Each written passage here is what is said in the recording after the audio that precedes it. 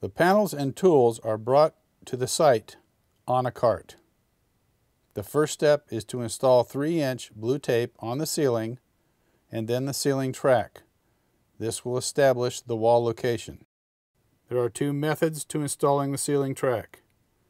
One is with clips, the other is with double-sided foam tape.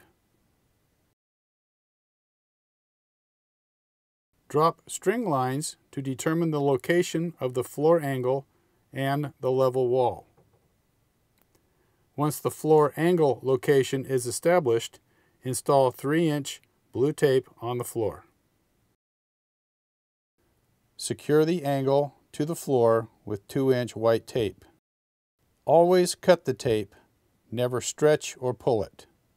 Once this is done, continue installing the 3-inch blue tape along the perimeter of the walls.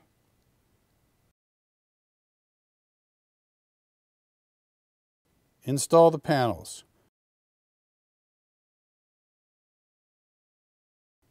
During the installation, it is best to secure each panel with 3-inch white tape as they are being installed.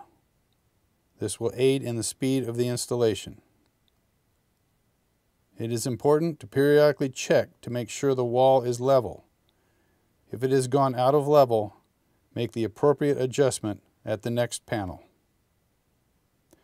There will come a time for a custom cut panel. We have a frameless panel that has no metal edges that can be cut down at any size that is needed.